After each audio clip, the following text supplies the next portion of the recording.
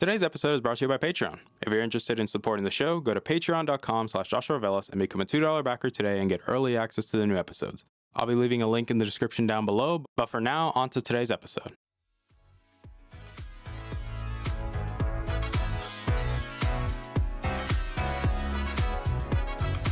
You're listening to the Augmented Experience podcast. I'm your host, as usual, Joshua Velas.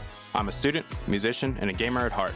Join me as I sit down every week to talk about all the latest news in the technology, business, and video game world. I hope you guys enjoy.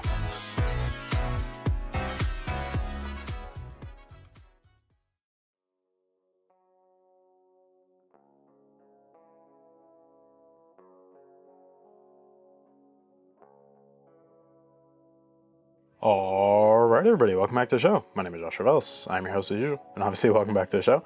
Today's episode 259 of the show, and before we get started, we're just going to do a little bit of house cleaning quick around here, because it only makes sense that we do it, so let's just get on with the house cleaning.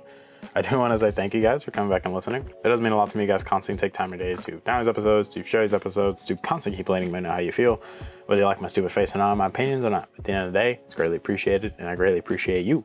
So thank you guys for coming back and listening. Again, thank you for the Patreon backers as well, supporting the show. You guys are also greatly appreciated. I do want to say that it still feels weird a little bit now that we're back into the regular flow of things and doing the episodes. And like, it's very refreshing, but it still feels weird because we haven't done it in in over 3 months. So it feels weird, but I'm excited that we're back to doing it again, especially because a lot of the news has now been picking up more and more, whether it be releases of games like Starfield, whether it be other leaks going on, whether it be the launch of the new iPhones coming up, the new Pixel phones, there's a lot of stuff happening here in the next couple of days, weeks, months. Lots of big releases left for the years when it comes to video games or maybe hardware releases, we don't know. But let's talk about a little bit of some of those rumors, speculations, which I want to preference this right now. Everything talked about here is all speculation. It's all thoughts. It's all, I wouldn't say feelings, but it's just more of the opinions of one crazy person that also really enjoys Nintendo products and services, because I've had a very, big track record with it, especially given like my track record of going up with the DS Lite, then the 3DS, then the 3DS XL, then the new 3DSs, and then same thing with a Wii. Same thing goes for, I didn't have a Wii U, but going into the Switch.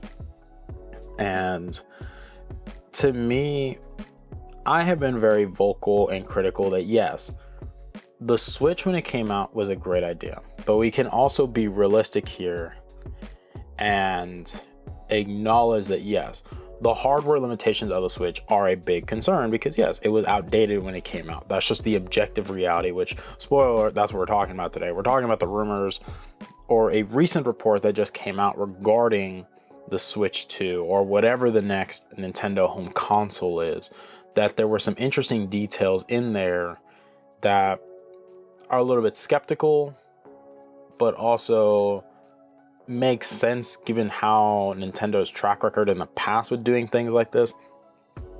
And for me, we can acknowledge, not just for me, but I think for a lot of people too, we look at the Nintendo Switch, it changed everything when it came to the handheld gaming scene. It became basically became its own subsection in the gaming category, that people are buying these gaming handhelds like the Steam Deck, the ROG Ally, the Aya Neos.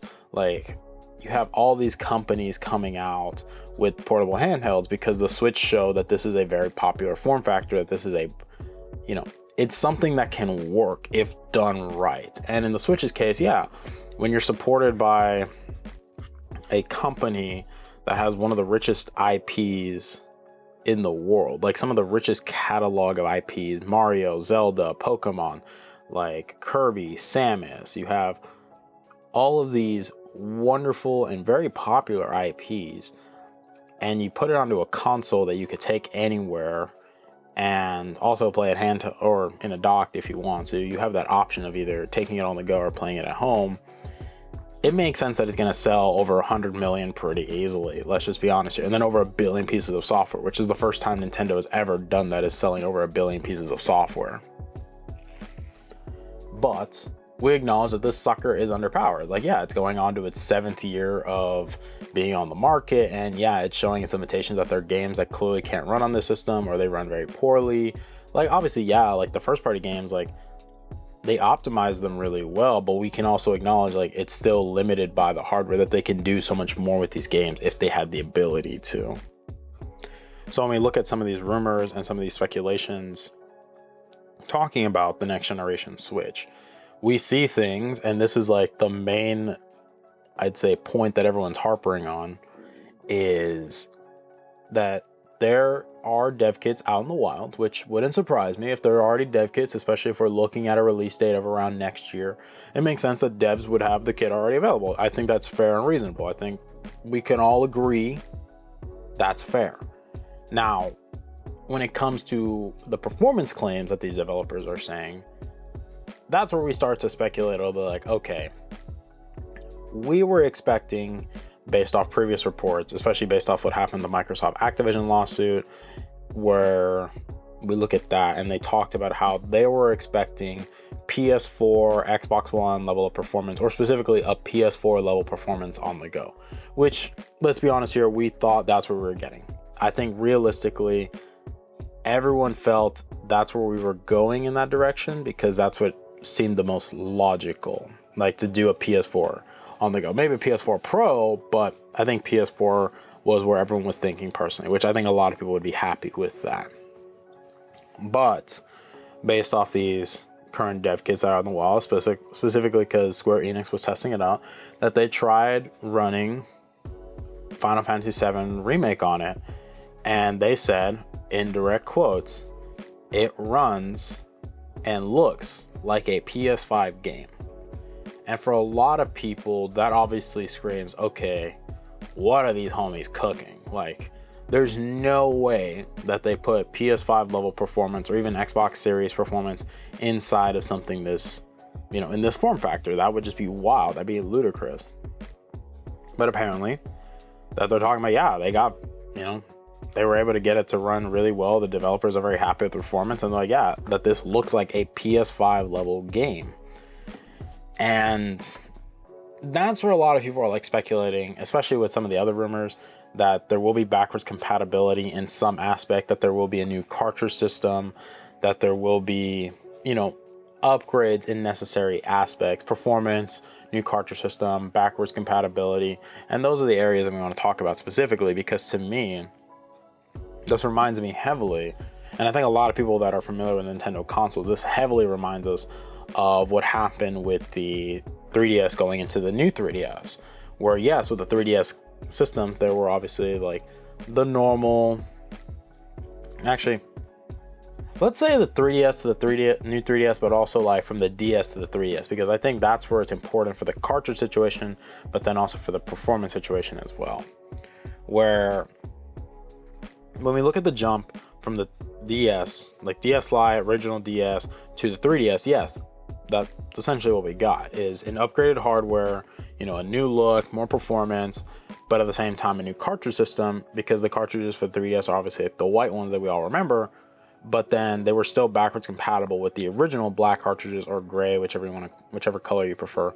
Like, obviously I think the 3DS cartridge is more white, grayish, and then same thing goes for like the DS cartridges. Some of them were a little bit more gray, some of them more black. It just, But the point stands that depending on how you look at it, it was a similar thing that was going on, where like there was an increase in performance, very drastic increase in performance, but at the same time, we also saw a new cartridge system that was backwards compatible with the original, but then still including that Nintendo flavor of having something new, like a new feature, which in this case was the 3D. And then obviously, when we look at the jump from the 3DS to the new 3DS, we saw another leap in performance. Well, maybe not as big, it was still noticeable there. At the same time, like, we're fixing the 3D and making it more usable, more viable. And then also like just a better overall experience, if we put it like that. So I think when we look at this situation with the Switch going into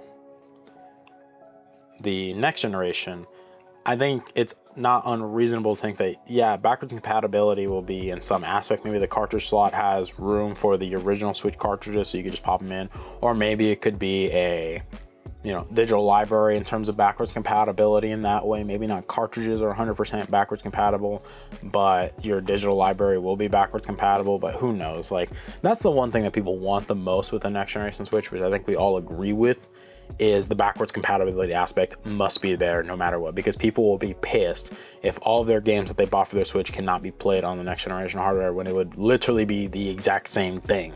It's just updated with better hardware, a new feature, or like some stuff, But the performance aspect, that is where I'm willing to call the bluff that there's clearly like something going on, whether it be like this new NVIDIA chip is using DLSS 2 or even 3, like whatever it's using.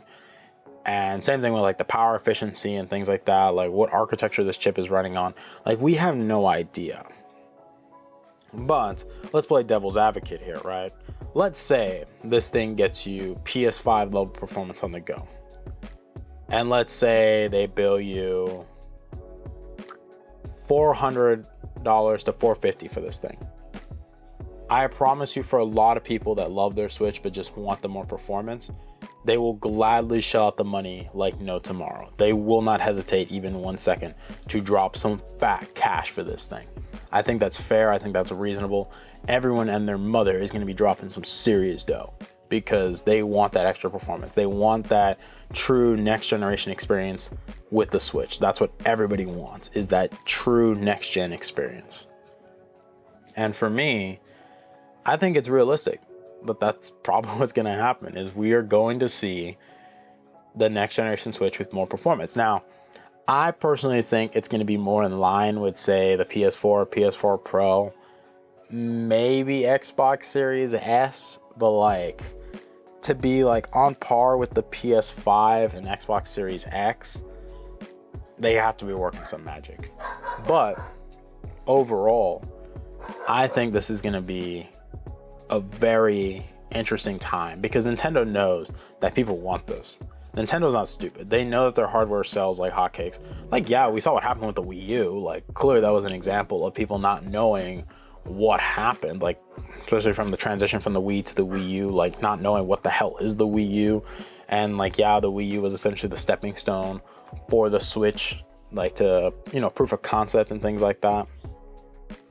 But Nintendo has a golden opportunity here to truly do something special if they give us that better hardware that we truly want, like better battery life, better hardware. Like, so a lot of these games that were struggling on the Switch can now run properly. Maybe we get the full 720 60, maybe even 1080 60, which personally for me on a handheld, I think 720 60 or even a higher resolution than that, or not higher resolution, but a higher like hertz with the display, maybe 90, maybe 120 at 720p is good, especially because for a display that big. Now, I say this, but the rumors also state that it's going to be an 8-inch LCD, not an OLED, which I'm like, really, y'all? Like, yeah, the Switch OLED is clearly the best version of this handheld, and y'all didn't think that the upgraded should just be OLED from the jump. So it's kind of annoying. It's very frustrating, but I get it in some aspects, but I still think they're going to make an OLED version down the road, and it's going to be very infuriating, and I'm going to be pissed. But I'll probably wait, either hold off for it or like just buy the OLED version. Let's be real, because once you use an OLED on a handheld, bro, you really don't want to use anything else. Like, I'm saying that from my experience, because like my current gaming monitor for my setup is the Alienware DWF, this big 34-inch ultra wide OLED, and yeah, like once you use this, bro, you really don't want to use anything else. I'm going to be real with you. But the point still stands. Nintendo knows that they have a winner here. And the performance, whether it be like PS4, PS4 Pro, or even like maybe PS5, Xbox Series in that range,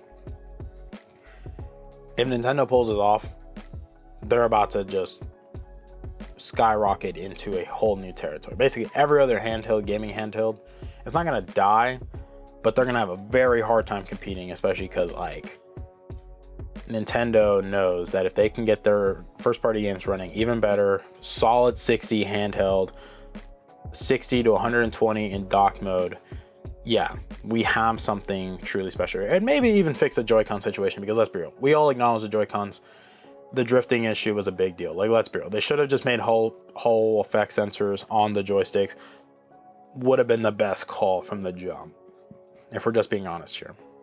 Whole sticks, yeah, I think going forward, Nintendo realizes maybe we should do this, But hey, this is all the information that is currently available on the market. You guys are more than welcome to go research this. There's plenty of people that have been talking about this, people with constant speculation going on right now about how they feel about certain things. For me, I think that this is more of a situation like looking at the transition from the DS to the 3DS and how they're going to handle the backwards compatibility should be, it should be seamless how it was with the DS to the 3DS. Like that, yes, there is a new cartridge being made for the new system, but you can still use the cartridges of the old system.